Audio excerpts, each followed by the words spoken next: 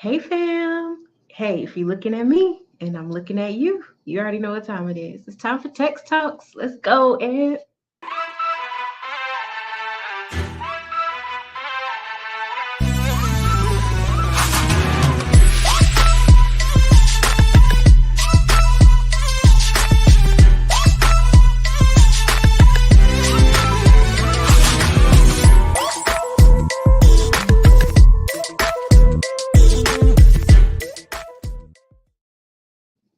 I feel like we got a thing now where you just kind of got to start dancing when the music ends.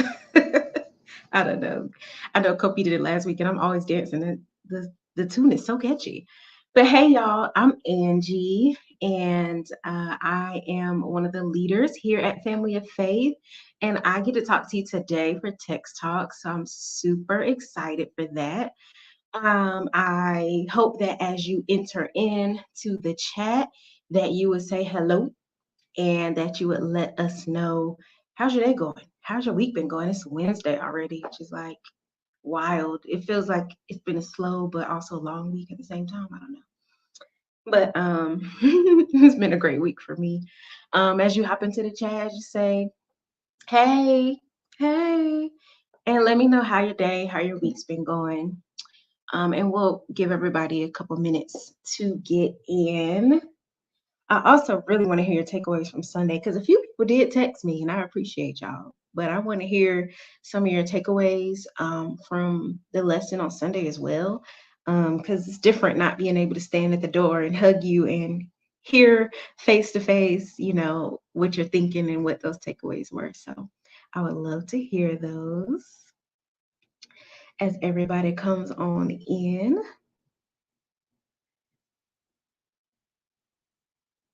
Okay. Hello, hello, hello. Give everybody a couple minutes. Super excited about the lesson today. I think it's going to be good, a good continuation to our conversation. When you hop in a chat, say hey.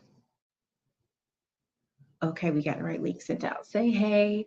Let me know how your day and how your week's been going.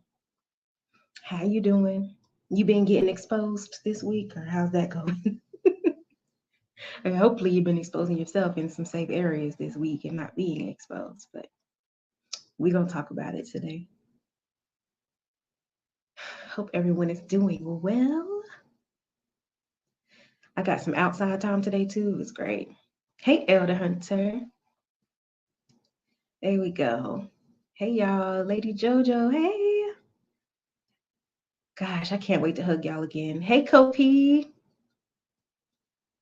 Welcome in. Hey, y'all. Let me know how your day's going. How's your week been going? We're halfway through here already. Like, wow. I know for me, it's been a good solid week, some good habits going. And I'm looking forward to the weekend too, though, but I'm not complaining. I'm glad to be at this point of the week and at this moment in the day. So let me know how your day's going. We're going to get started here shortly. Hey, Miss Levine. I've been walking now. My habits, I'm exposing my habits, Miss Levine. I've been walking every day this week. Yeah. Good habits. Going great. Good, good, good. Okay. Well, I'll go ahead and get started. So, and as people come in, as you continue to come in, say hey, hey, and yeah, hop on in the conversation. So first, I do have one announcement. We've been talking about this because we're super excited about it. Our church anniversary is coming up really soon, in like a month now, which is like, wow, time is really flying. Super, super, super excited to celebrate 10 years of family of faith. Like, it's a beautiful thing. God's been faithful. He's continued to grow and build and expand our family. And we get to celebrate being in a new space, like huge. So we're super excited to celebrate. Please go ahead and put it on your calendars if you haven't already. And we are absolutely looking forward to seeing you and celebrating with you. So yeah, that's really exciting. Now let's get into this lesson. I think I'm gonna go ahead and start. Yes. I'm going to go ahead and start with the title first, okay? And the title of the lesson today is The Balance Matters. And I want to go ahead and get that out the way because I just want to really hop into the conversation. I'm really excited about this. And if you were able to tune in Sunday or watch the replay, we were talking about being perfectly exposed, right? Like having this balance of different types of exposure, these settings that we need to adjust in our lives to be able to show a clear spiritual image to people. Like, what does this life in Christ really look like? And so some of those settings were our heart, right? We need to be able to expose our hearts and that inner narrative, the inner voice. We need to be able to expose our habits. People need to be able to see what we're doing in private because they're going to see it in public. Then we need people around us to help expose our horizon, right? People to speak into the future, our purpose, our calling, also while understanding where we came from and where we are right now. And so today I'm talking about how that balance matters. We're kind of continuing the conversation. So I hope you're ready to chat. Okay. So just as a reminder, one of the things that we talked about Sunday was that our spiritual image matters. And it does not have to be perfect, but it does need to be perfectly exposed. Today, we're going to talk a little bit more about that exact thing. And the reason I say that the balance matters is because it's easy to start the conversation talking about what the perfectly exposed picture looks like, but I also want to give you insight into the other extremes because there's a perfectly exposed picture. And if it's not perfectly exposed, what are the other options? What else can it be? Well, it can be over or underexposed. And we need to talk about that because we want to know what good balance in our spiritual image looks like. So that's what we're going to talk about today. I want to start with a foundational text. We're kind of picking up where we left off on Sunday, which was 1 Timothy chapter 4, verses 15 and 16. This is what it says. It says, give your complete attention to these matters. Throw yourself into your task so that everyone will see your progress. Keep a close watch on how you live and on your teaching. Stay true to what is right for the sake of your own salvation and the salvation of those who hear you. So real quick, I just want to kind of talk about why this text mattered and why it kind of goes with this topic of balance.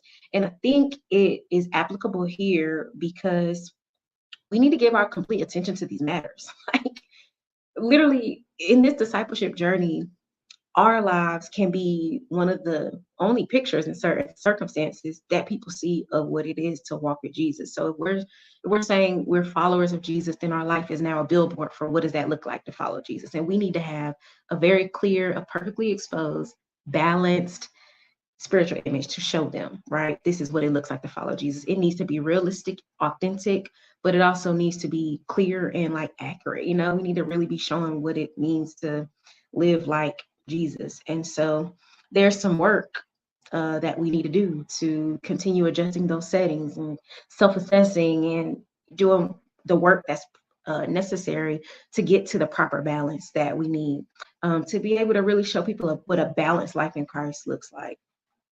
Hello, Sister Clarice. All right, so we're gonna get into this lesson. I'm excited because I got some examples and stuff, y'all. This is about to be like really fun. So the question that I'm gonna kind of ponder and talk to you guys about today is what does it look like to be over or underexposed versus being perfectly exposed? And like I said, we already talked about perfectly exposed on Sunday, so we're gonna get into these other two extremes today. Kind of focus there to show us kind of what not to do, but give us a bit of framework on what we can do to make sure that we're living in that perfectly exposed balance, right? So, Ed, can you do me a favor? Can you throw up that picture that's overexposed? Okay, guys. Now, I took this picture, so no copyright and stuff. I took this picture myself, okay? And I wanted to show you guys some examples of different levels of exposure.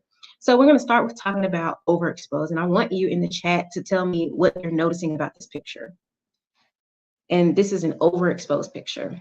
What are you seeing that would describe an overexposed picture? Is there anything that you're noticing here? Drop that in the chat for me, because we're going to talk about this.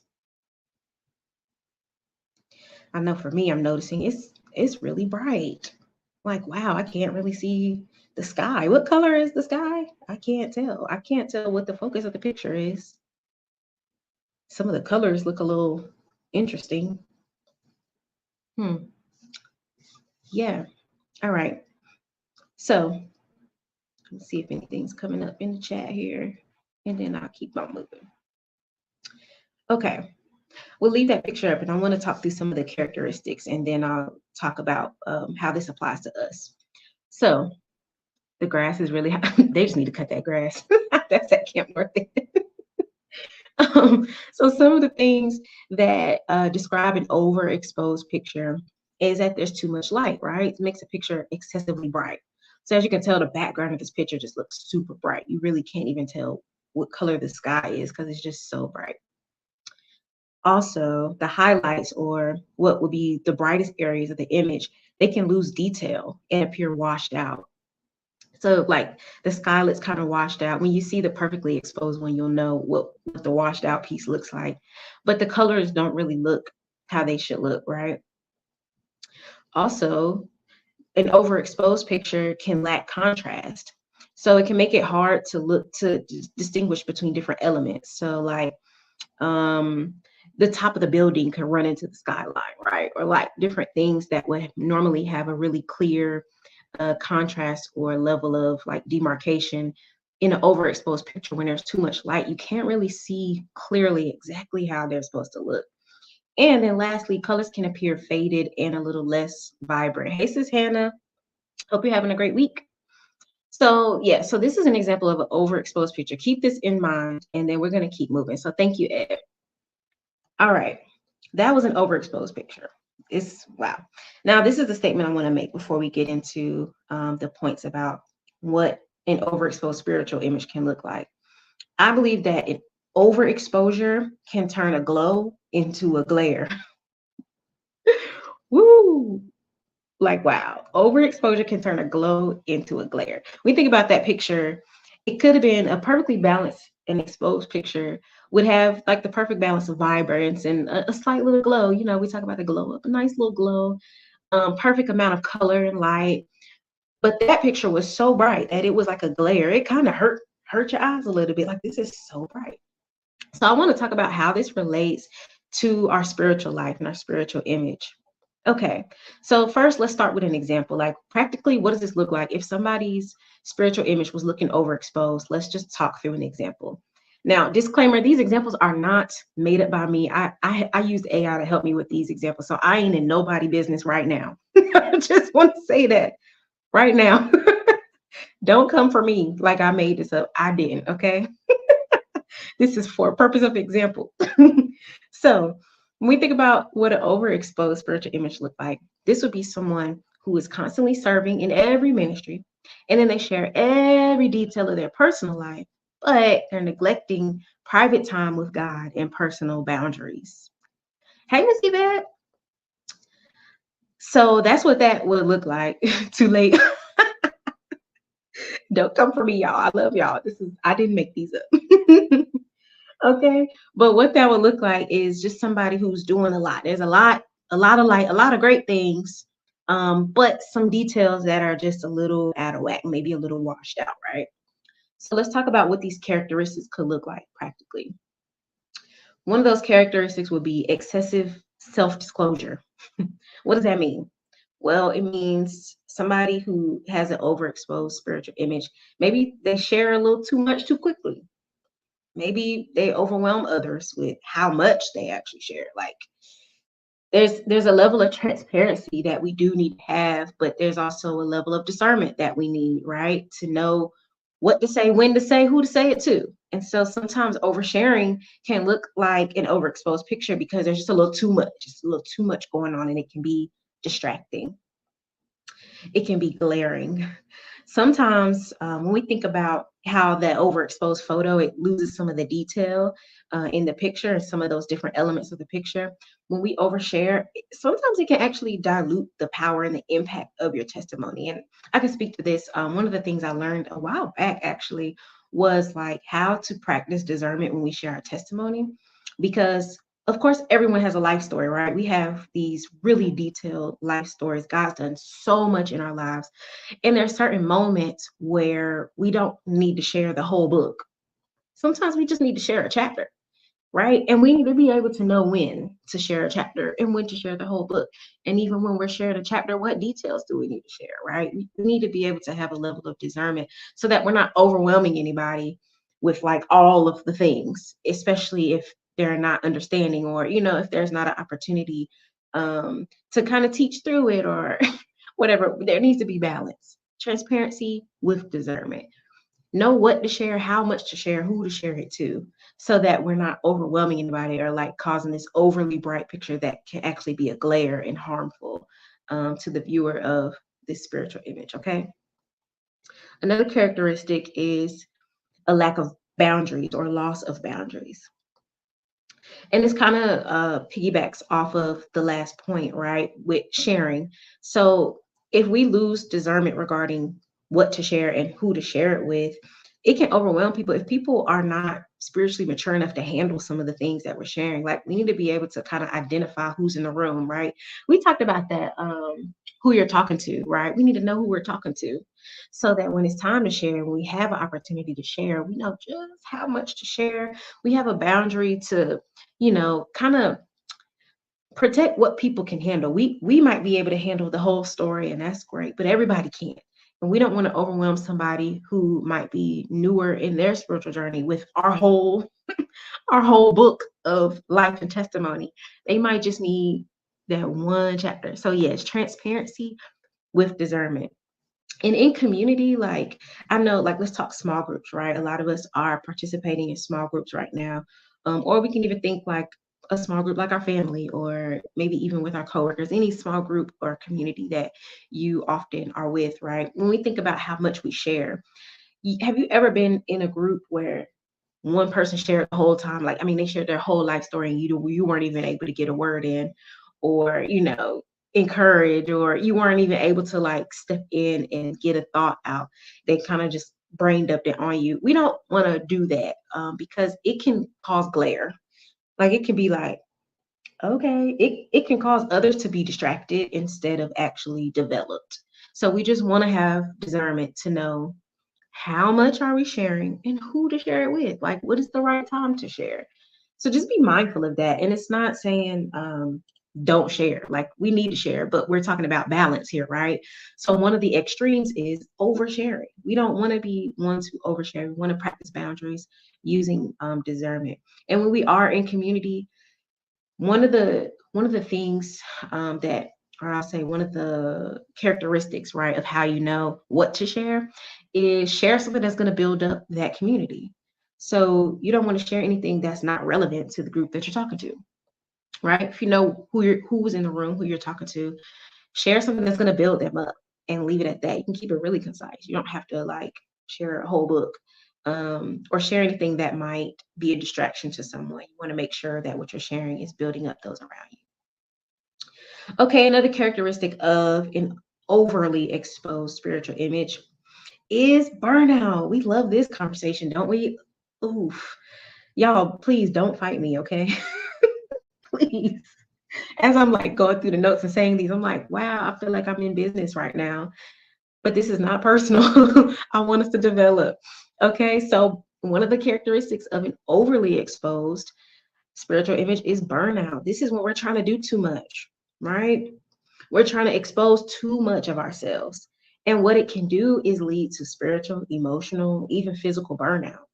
Like, sometimes we can overcommit, and we could be doing all the things for God and be burnt out because we could be doing too much. We got to have balance. Like, one of the things we talked about in that example earlier is we're imagining this person who does a lot in personal, I mean, does a lot in public ministry, but their personal devotion, might be lacking a bit. That's going to start wearing on you. When you're doing a lot of serving, but your personal space with the Lord ain't set up, you're not anchored, but you're doing a lot of serving other people, burnout can happen real fast, like real fast. Because you can do things for the Lord and not necessarily with him, and we want to be with him. So part of our balanced, perfectly exposed picture is having our time with the Lord and serving from a place where we've spent time with the Lord, because we don't want to be burnt out. That's one of the things I love about family of faith is that we're not trying to be burnt out over here now. We're going to spend some time with the Lord and we're going to serve in a balanced way. So we don't want to be overexposed in this area. We definitely want to make sure we're practicing rest, right? When you need it, when you need to sit down for a season, communicate that, right? And stay locked in your devotion time because we need to be locked in and still serving and doing what we're called to do. But there just needs to be a balance. We don't want to overcommit and over emphasize certain aspects of our spiritual life. All right, I'm gonna get off that. All right, another characteristic of this is the last one. Yeah, another characteristic of an overexposed spiritual life is a lack of depth. So, look, overemphasizing certain aspects, like let's say our public ministry, without balancing our personal devotion, can lead to shallow faith. Shallow faith. And why do I say this? This is it's like an extension of what we just talked about with burnout. If we are not anchored in a personal relationship with the Lord, like if we're not getting filled up personally with the Lord and knowing what His Word says, and you know what I'm saying, just getting what we need from Him, then when we go out to serve, it's like we're doing it for performance and not really like out of obedience to God, like to really do it as an extension of what God's been calling us to do. And we don't want to be having shallow, we don't want to just be doing stuff to do it because somebody said it was good or because that's the right thing to do because we serve because we're in church. Like, no, we need to make sure that our faith is solid. We need to make sure our faith is solid because also what happens is when we look at we use this analogy of like a spiritual image, right? People are looking at our lives to see what is it like to live a life of following Jesus, right? That's what discipleship is we're teaching other people what does it look like for me to follow Jesus and how can I teach you how to do that. If they're looking at this spiritual image and they're seeing you serving, but what you're saying is not lining up with the God you're serving, then that can be a distraction. Yeah, that can turn into glare instead of a nice glow. That can be harmful to people. So we want to make sure there's balance with our personal devotion and our public ministry um, to avoid being overly exposed. And sometimes what I want to say is that overexposure, it can feel like good light. Like we can literally be doing all the right things, right? These characteristics that we talked about. I'm sharing my testimony. That's great, right? It's a great thing. But are you oversharing though? Because when you start oversharing, then it can be a distraction. Or I'm serving, I'm doing everything God's called me to do. But how is your private devotion going? Like after you're done serving, like what is your time like with the Lord? Is your faith shallow or is it a little more strong? Is it deep? You know? Um, we want to make sure that there's a balance of light because we don't want that glow to be a glare for anybody distracting them or allowing them not to see. Like if you think back to that overexposed picture, it was so bright that you couldn't even see the details.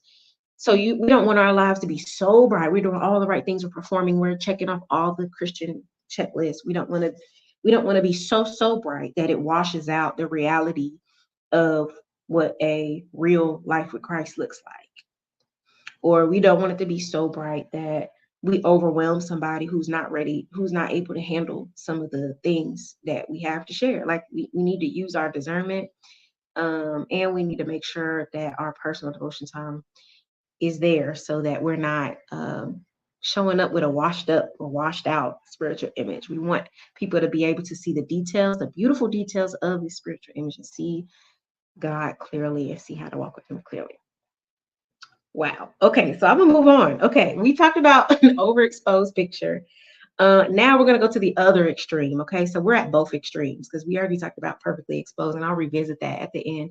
But we started at overly exposed, and we're gonna move on to underexposed. Okay. So Ed, can you show us this picture of an underexposed picture? All right, guys. So this is the same picture, but it's underexposed. There's not enough light. What are y'all noticing about it? Like I can see some of the colors, but they're not looking super vibrant. You kind of gotta squint to look at it. Like I can kind of see what's happening here, but it's a bit of a strain for me to see it. If I was scrolling on Instagram and saw a picture this dark, I probably would scroll past it because I can't see the details of what I'm supposed to focus on here. Anybody noticing anything else about an underexposed picture? I want to talk through the characteristics while we look at this picture. Yeah, you can't see the details. So one, it's excessively dark, right? The shadows and the darkest areas of the image lose detail, and there's a lot of black, depressing. Oh yeah, right. It's kind of sad too. You lose detail. It's really dark. Can't. It's dull. Colors appear less vibrant. It's just not an exciting picture. Like this doesn't look like a place that I would look forward to visiting. All right. So thank you, Ed. Let's get into what this looks like. So my statement for underexposure is that underexposure can dull our development. Yeah, just like that picture looked a little dull, a little drab, a little dark. If our spiritual image is underexposed, it can dull development, and not only our development, but just like that, our foundational scripture said of those who hear us, right? Those who are watching our lives. It can look dull to those who are looking at our lives. Like, why would you following Jesus? Why would I want to do that? Because that image looked dark. I don't want that. So we have overexposure where it's like, that's too bright. Okay, wow, I'm overwhelmed. But then you got a dull picture just like, why would I want to be there? Why would I want to do that?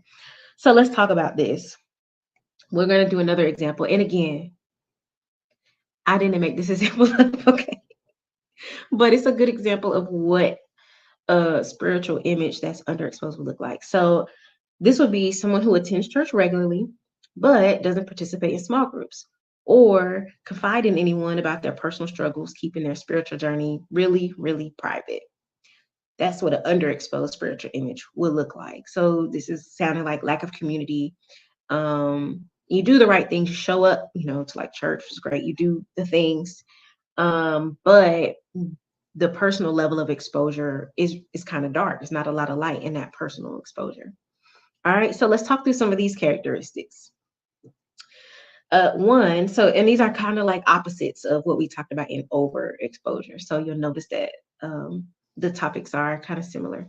So instead of overexposure and disclosure, it's insufficient self-disclosure. So keeping too much hidden, not sharing enough, which can lead to isolation and a lack of authentic relationships. Because y'all, how you gonna have an authentic relationship with anybody if they don't really know you?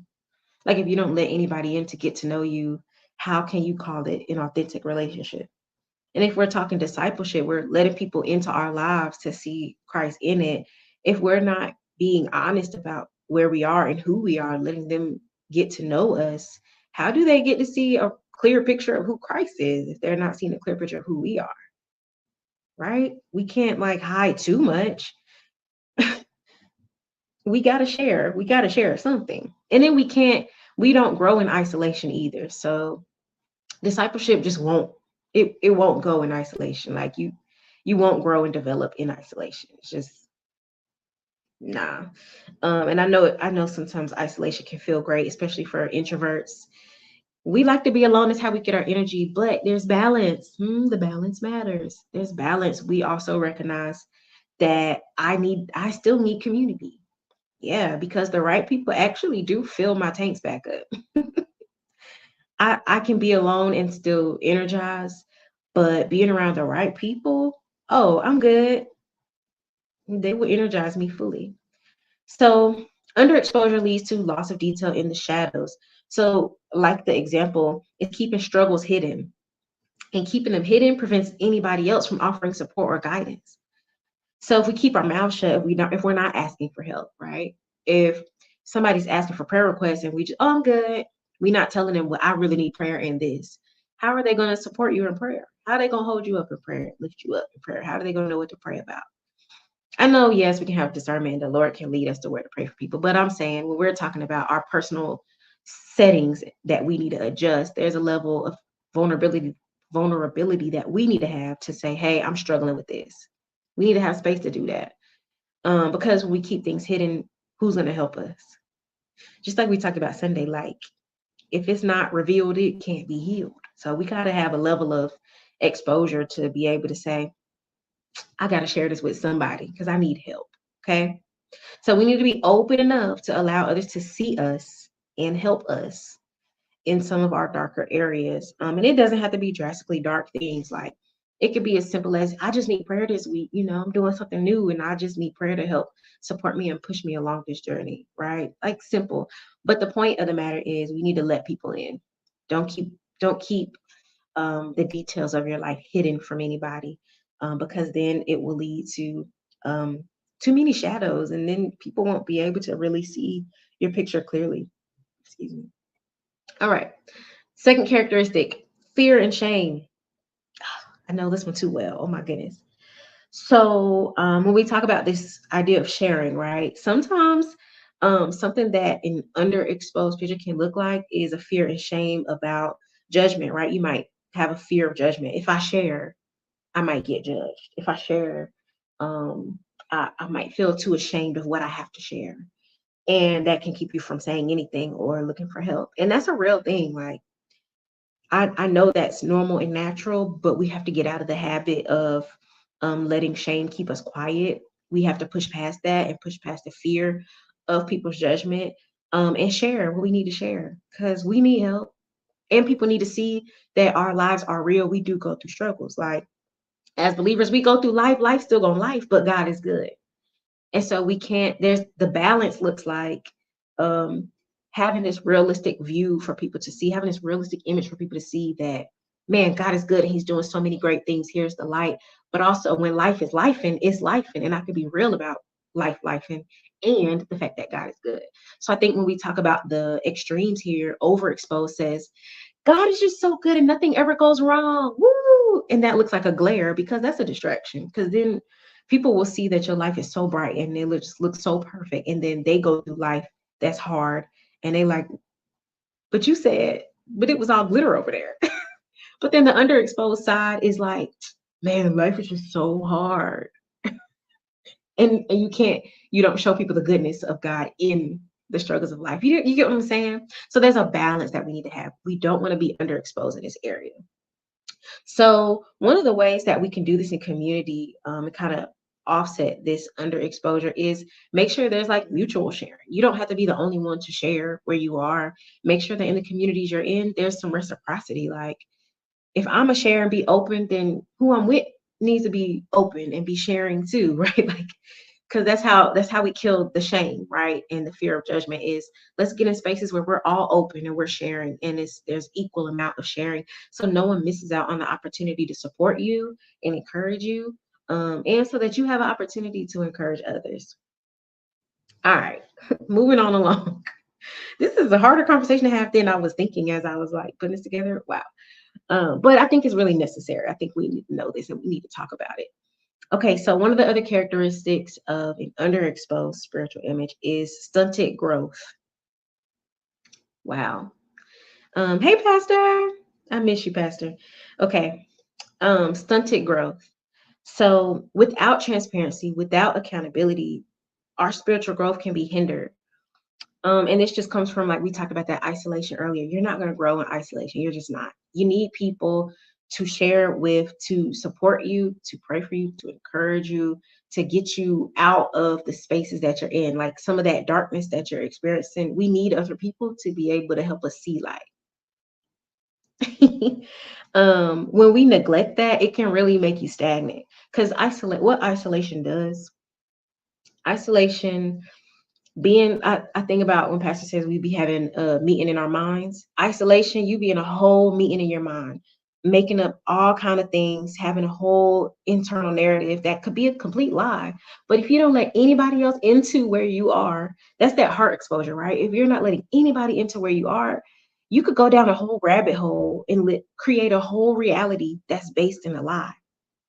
But if you're not allowing anybody into that space with you, like you're not going to grow. You're just actually going to kind of either be stagnant in your faith or begin to kind of lose faith. Like, because you could begin to look at God a little differently too. Because if you're in a space of isolation, you might not really be looking for him if you don't have people to be like, God's still good. I've been through that. Let me support you in that.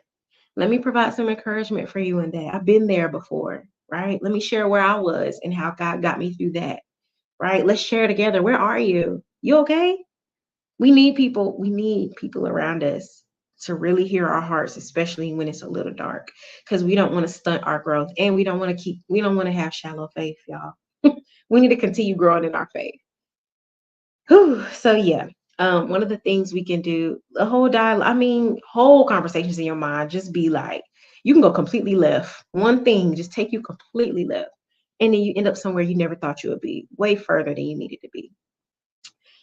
So we need to maintain consistent spiritual practices and involvement. So we need to just make sure that we're staying around people, making sure we're sharing, even if we don't want to talk and share, just making sure you're around somebody else. Because sometimes just it's as simple as somebody's presence being around you can be enough to kind of comfort you where you are. It depends on what you need. But what you don't want to do is just be stuck in isolation or neglect your spiritual disciplines and engagement in your community. So all right, the last one for underexposed spiritual image is a lack of connection, right? These all really go together. Like this is all one conversation. When we lack the right amount of light in our relationships and in our life, some of our relationships can have superficial connections. Like we can do that doing church type vibe where I do church, hey, oh yeah, and then you go home and you live your isolated life. But you're lacking the growth and the depth in relationships that you really need because you're not willing to expose yourself a little more, in community and safe spaces. We don't want that. And that's a real space. I've been in that space before. And I pointed the blame at other people, but really the problem was me because I wasn't exposing myself to others to even allow them into my space. So one of the ways we can avoid this characteristic in our spiritual image is to share our journey with others, because we can inspire and encourage others as we're going through our own life. There are absolutely certain areas that need to be private, but we can't keep things hidden, like just completely hidden, especially things we know we need to share for people to be able to support and encourage us. So just make sure you're staying connected with somebody who can point you to Jesus or say, hey, you're not alone. That's one of the things I love about Pillow Talk. When people share their testimony, Pillow Talk and Women's Night Out in general, when people share their testimony and we all raise our hands like, you're not alone. We need that, okay? Because that allows for connection, just to know that you're not alone. I really think that too little light on the areas that we need exposure in can be a hindrance to our growth, and it can hinder the opportunity for others to see the light of Christ in us. So we just want to make sure we're allowing a good balance of light into our spiritual image. So we talked about overexposure, right? How overexposure can cause what could have been a glow to be a glare. Ouch, my eyes hurt. I need sunglasses. I'm playing too much. We can have overexposure where the glow can turn into a glare, right? And it can be a distraction to people's spiritual journey. Yeah, pillow talk. Yeah, good example. And then there's also underexposure where not enough light and exposure in our lives can dull development. So it can stunt our growth. It can lead to a lack of connection, right? Um, there can be fear and shame that causes us not to speak up, ask for help, and share our stories. But what I'm saying today is that the balance matters. We need to have a perfect balance of these things so that we're not living in either one of these extremes, right? We don't want to be overexposed and we don't want to be underexposed. We want to be perfectly exposed, sharing with discernment, right? Transparency with discernment, knowing what to say, when to say, how much to say. Also, having enough people around that we can be open with and really create authentic relationships with, like let some people in to fully know who you are. And also allowing there to be balance of the reality of life alongside the goodness of God. Like there doesn't have to be extremes that we live in where we throw Jesus glitter on things and make life look perfect. No, that's not an accurate picture of the walk with Christ, because it's not like the statement at the beginning and what we talked about Sunday is God's not asking us for a perfect picture, but it just needs to be perfectly exposed. There needs to be balance between lifing and Godding. People need to see that balance. And that's what I wanted to get across today.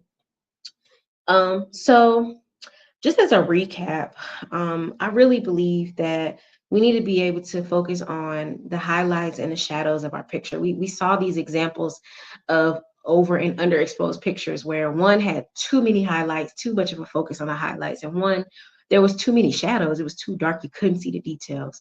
We need to allow people in to see the details of our lives, the reality of where we are, and let them in to be alongside this journey with us and show them a realistic view of what walking with the Lord looks like so we can actually teach them. So this looks like having balanced disclosure. It looks like having healthy boundaries, keeping sustainable growth. Do what you need to do in your personal devotion with the Lord so that when you show up and serve, you're anchored, right? We're not serving in shallow faith. We can serve with some depth in our faith and building authentic and meaningful relationships. So, um, yeah, I think there's a beautiful balance between um, vulnerability and boundaries, community engagement in our personal space, personal growth, our public ministry with private devotion. And when we keep this balanced image in mind, then we can live a vibrant, authentic, sustainable spiritual life that shows others what a balanced and perfectly exposed spiritual image looks like. So, Ed, can you show us what a perfectly exposed picture looks like? Okay, guys, let's take a moment to bask in the beauty of this image. This is actually, I love taking flower pictures. So, when we look at this image, tell me what details you can see now versus what you can see in the over and underexposed pictures. I can see the skyline now. Wow, I can see those flowers. Miss Levine talked about the grass being too high, but I can see the color of the grass accurately, right? Man, I can see the colors of all the details in the background. Like that's a perfectly exposed picture. It's like I'm there. I can imagine myself right there at Camp North End, being at the exact place. I can see myself there because I can see the details. And this is what I'm talking about when we talk about a perfectly exposed picture. When we're looking at our spiritual image, we want people to be able to see an accurate image of what does it look like to walk with the Lord. Yeah, depth, right? We can see what's close and what's far. We want people to see a really clear image of this is what comes along with living a life for Christ. So guys, that's all I have for you today. Let's work on this, like revisiting that foundational text, right? Let's give our complete attention to these matters. Let's give our complete attention to these matters. Like, let's make sure that we're self assessing and taking a look at where our settings are. What are some areas we can kind of adjust? Is it my heart exposure? Are there some areas where I need to be a little more vulnerable about the inner narrative that I have going on? Are there some areas where I do need to make some of these habits a little more exposed and a little more visible? Yeah. And actually, I do need some people around me to kind of show me where I'm going or like speak into where I'm going, right? And support and encourage me for the person I'm becoming in Christ. Like we need to be able to throw ourselves into these tasks and allow people to see our progress. Because it's progression over perfection. We're not looking to have a perfect picture. It just needs to be perfectly exposed. So I hope this lesson blessed you guys tonight. It was kind of I feel like I was a little bit in business, but I feel like this is what we needed to talk about tonight. And so it is what it is. I pray that this is one that we can keep in the archives and revisit so that when we're doing self assessment, we can look back at these different areas of like, am I overexposed? Am I under? Where am I right now in the exposure, in the range of exposure? Where am I? What's my picture? What's my spiritual image looking like right now? And community around us to be able to say, a little too much right there, pull it back. We need some more light there, adjust. So yeah, that's what I had. I love y'all. I really hope this lesson blessed you. So this is the time that we would have to give our midweek Bible study. There's two ways to give. You can give through Zelle or you can give on the website.